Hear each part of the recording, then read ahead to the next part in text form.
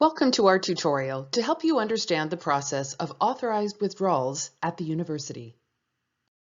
This tutorial will cover the following: explaining what an authorized withdrawal, or AW, is, when and when not to make an AW request, review of the four-step AW request process, and finally, we will provide a list of supports and resources available to you during this time.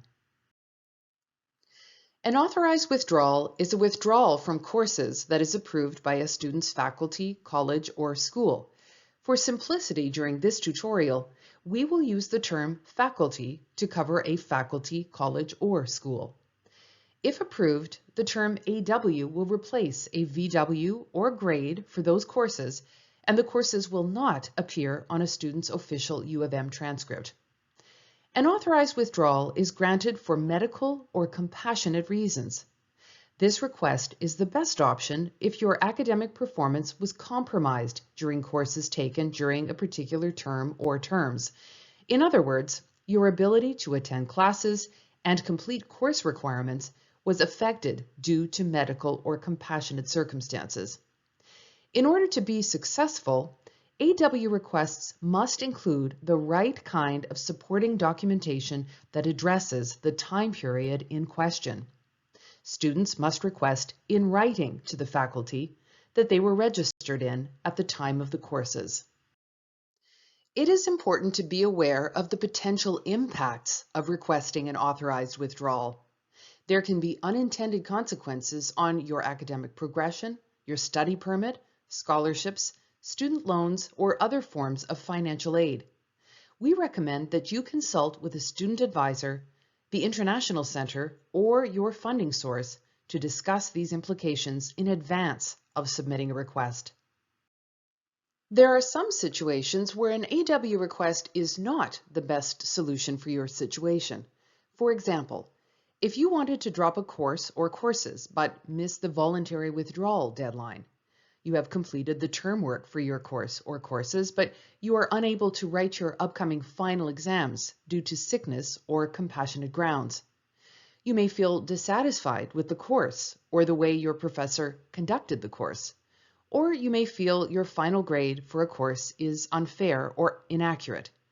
There may be other solutions for these kinds of issues, such as seeking a deferred exam, speaking to the department or faculty, or filing a grade appeal. See your academic advisor in your faculty or school, or book an appointment with a student advocate to explore these options.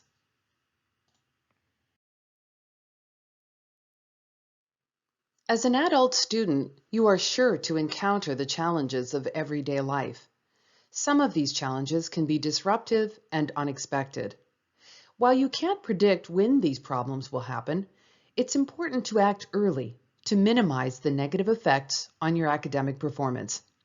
Examples of medical grounds include, but are not limited to, illness, surgery, or side effects from medication. Examples of compassionate grounds may include, but are not limited to, the death of a family member or a close friend, divorce or a serious relationship breakup, job loss, motor vehicle accident, legal matters, and others. Consult an academic advisor in your home faculty as soon as you can if you are experiencing these kinds of disruptions. You may also wish to access student supports that will be provided at the end of this presentation. Before you prepare your AW request, you may wish to consider the following. Your courses may be ongoing, and you may not be able to recover academically. In this case, you should voluntarily withdraw, or VW, from your courses if the deadline has not passed. You can VW from courses through Aurora Student or by visiting an academic advisor in your faculty of registration. Graduate students are encouraged to talk to their advisor and program office to seek permission to voluntarily withdraw. If the VW deadline has passed, or if you are requesting AWs from courses taken in past terms, move ahead to step 2.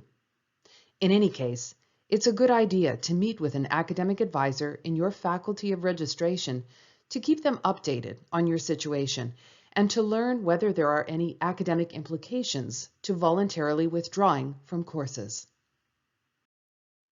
An important part of your AW request is the professionally written letter you will write to the faculty. There are specific key points that your faculty will be looking for in an AW request letter. Learn more about how to write an AW letter by accessing the template letter on the Student Advocacy website. It includes guidelines on how to cover these key points in your letter. On the Student Advocacy website, you will also find a link to the current AW policy. Be sure to review this to learn more about AWs, including deadlines to submit AW requests. If you would like assistance with your letter or feedback on a draft version, you can book an appointment with a student advocate. Our letter template contains a guideline of the key points that need to be included in an AW letter. First, you'll need to address your letter to the appropriate person in the faculty. For assistance with this, you can ask a student advisor or a student advocate. Next, clearly state which term or terms you are requesting the AW from and what the grounds are. Following this, you will explain the reason for making the request. It's important to elaborate on how the situation affected you and the impact it had on your academics. It is not important to include medical or personal details. Instead, focus on what the symptoms were or circumstances that made it difficult to attend classes and complete course requirements. Also, be sure to clearly state the timeline of your situation to demonstrate how it coincided with the dates of the term and courses. The university is concerned with your well-being and will want to know if you are seeking help for your situation so you can be successful in the future. If you're in the process of getting those supports, then state that next. Supporting documents are required for all AW requests. Your documents must refer to the time period of the situation, and ideally, this time period should match the dates of the term that you are requesting the AW from. They should also indicate how the circumstances affected your academic performance. Please note that supporting documents should not include detailed personal or medical information. Documents should be on official letterhead and, if in electronic format, in PDF format as opposed to a Word document. Examples of medical notes can include letters from a doctor, a specialist such as a psychologist or psychiatrist. Examples of compassionate documents can include obituaries or death certificates, letter from a counselor or other support person who is not a registered health professional, or legal documents. When in doubt as to what to include, submit as many documents as you have.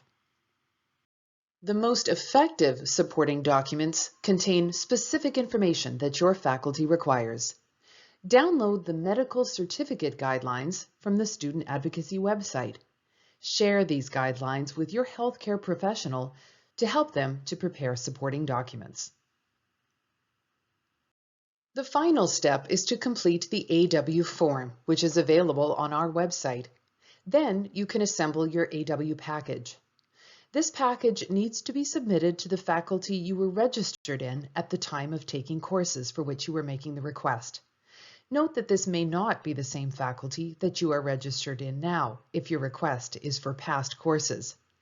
An AW package will contain your AW form, your final AW request letter, and copies of any supporting documents that you have been able to gather.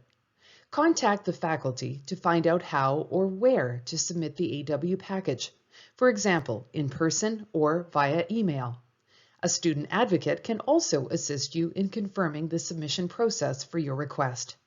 Keep a copy of your AW package, and if a student advocate has assisted you with your AW request, be sure that they are copied on your submission as well. From there, your request package will be formally reviewed by the appropriate representative of the faculty. This may be an associate dean or designate. Response times differ widely. When you submit your package, ask for an estimated time to response. There are many supports and resources available for students who are making an AW request. Student advocacy can help you understand procedures and help you prepare your AW package. An academic advisor in your faculty can discuss with you the implications of withdrawing and provide you with information and advice on how to submit an AW request. The University Health Service is a doctor's office where you can find medical help. The Student Counseling Center can help you manage stress, anxiety, and other personal problems. Many other services are available to students at the U of M. Visit umanitoba.ca for more information or to book an appointment with a student advocate. This concludes our AW tutorial.